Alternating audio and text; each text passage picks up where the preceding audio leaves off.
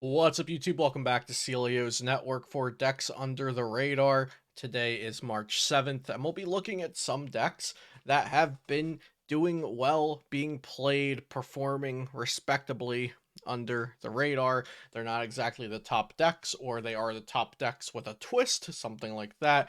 This is a working title. Let me know what you think. But we'll be looking at 5 deck lists today from online events that are not exactly the top decks of the format right now. It might be some cool decks that you want to try out or you've been looking for a list for to get yourself started on the deck. Before we get into it, shout out to PotownStore.com, the best place to get PTCGO codes, CardCheaperGames.com, where you can find physical cards, PokemonCard.io, where I list my standard format decks, and Beast Coast Pokemon, the new collaborative YouTube channel that I'm a part of. Check all of that out in the description down below, and you can subscribe to this channel for daily Pokemon TCG content. So the first one we'll look at here is a Rayquaza deck by Sammy Allen. They actually went 7-2 for 21 match points in Celio Stats 3, which is a really great record. That's, if this was a regional, that would get you into day 2 easily.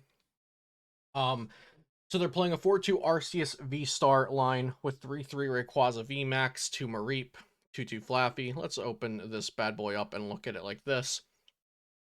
So I think 4-2 Arceus V-Star makes a lot of sense for this kind of deck because you kind of just want to use the Arceus to get into your Rayquazas, and that's your main attacker.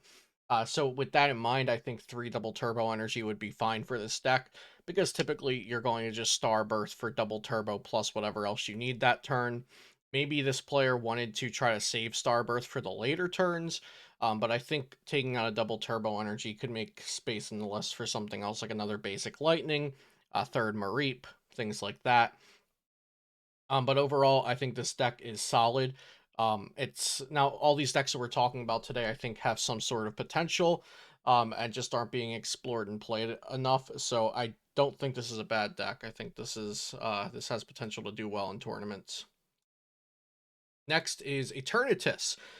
Now, over a year ago, we were at a point where Eternatus was one of the best decks in format, and now we're looking at it in a Decks Under the Radar video. And actually, it's been in one of these videos before in the last format.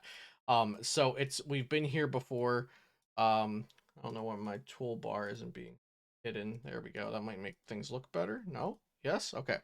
Um, so we've been looking at this as an off meta choice before, but Eternatus VMAX seems good into Mew because Dark type, and then good into Duraludon because you can hit high numbers. Of course, if Duraludon is keeping that 4 collapse stadium, that could still prove to be an issue.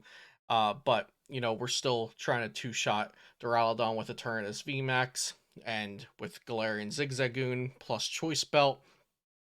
You can actually get up to 330 with 3 Zigzagoon pings and then a choice belt, or you can just hit once with Hoopa and then clean up with Eternatus VMAX. So being good against that, if you are being at least having a win con versus Duraludon, and then being good against Mew VMAX naturally because of Dark and Eternatus VMAX having really high HP. This deck's not bad at all right now. Next, we have a list from Tord Reklev. So this one didn't perform too well, but it's a straight Arceus list that is different from other straight Arceus lists I've seen around. And it's by Tord Reklev. He's a legend in the trading card game, so I figured this was worth taking a look at. It's a straight Arceus V-Star deck. Your only attacker is going to be Arceus V-Star, and the rest is just consistency to help you uh, get to what you need. I do think this list feels like it's missing like an echoing horn, because if you're going for that 4 boss strategy, Altaria plus Arnguru could just get the boss for you. I feel like echoing horn would just fit really well into this deck.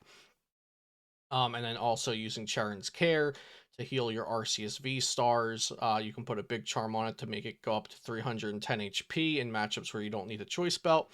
But if I were to try this deck, I think I would be trying out an Echoing Horn, like I mentioned. That just seems like a really natural inclusion for this type of deck. And one of the counters to Arceus V-Star is Galarian Zapdos V, but you can play this version with just 2 Vs on the board, so Galarian Zapdos V will still need an extra energy on it. And then, of course, you can, if they do knock it out, you can just knock them out back with your next Arceus V-Star. with a choice belt, or if you have 3 basic energy, and then you don't need a choice belt to knock them out. Next, we have a really interesting Arceus list from Little Dark Fury. I'm sure he'll play this on his YouTube channel if he hasn't already, with some gameplay, but he played this to a top 4 finish in an online event the other night. And Stonejourner VMAX, I think it warrants zooming in on it because I don't know about you guys, but I don't exactly read this card every day. It has 330 HP. It's weak to grass, which is, as far as weaknesses go, a good weakness to have right now because there's not a lot of it around. And the main attack is Max Rockfall. It does 200. It's a very basic kind of card, but with 330 HP and hitting fighting type weakness, it can be really good against Arceus V-Star and against Gengar VMAX. While having 330 HP and not being one shot by a lot of things, so it has that kind of durability that Duraludon has as well. And it can also play Path to the Peak, which Duraludon can't because it doesn't want to lose its ability. And so we're also playing in here tanky cards like Stone Energy, Big Charm, Hyper Pot, Lucky Ice Pop. I think this is a really cool deck. I was a big fan of Stonejourner VMAX trying to make like walling kind of builds with it back in Sword and Shield base set. And then I think I even tried some greens builds with it a little later on. But this one's really cool. I could just about guarantee you haven't seen anything like this yet, unless you were in Little Dark Fury stream or you saw it from Little Dark Fury. This one is straight out of his head. I don't think anyone else has tried this one, so this one's really, really cool. And last but not least, we're looking at Galarian Moltres v Rapid Strike Urshifu VMAX. Now, this deck got a little worse for several reasons. It did go 7-2 though in the GG Tour tournament this past weekend, which is interesting to note. Beating 2 Mew VMAX, losing to Duraludon, which is an awful matchup, and losing to Sylveon VMAX. So, what made this deck not good anymore? Well, Manaphy came out, so that can nullify Gmax Rapid Flow doing bench damage, but not a lot of the top decks play Manaphy, so that's actually not an issue. But Mew VMAX has gotten more popular and better with Ultra Ball and Choice Belt and Double Turbo Energy, and then Duraludon VMAX Arceus is a new top deck that's on the map, and this deck does not fare well against that. However, with Echoing Horn and Path to the Peaks, you can make your Duraludon matchup better.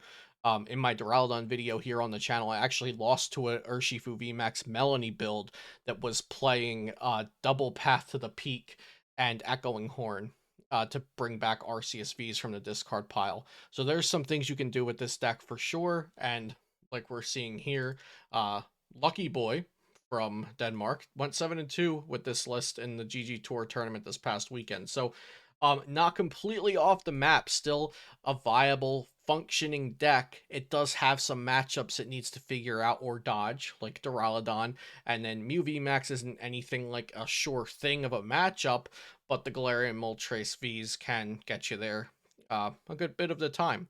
So those are the decks under the radar that we're looking at today.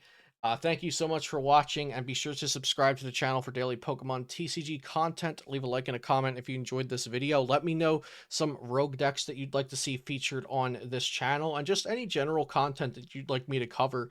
Let me know what you would enjoy, and I'll definitely take it into account. So with that all out of the way, thank you so much for watching today, and I'll see you next time here on Celio's Network.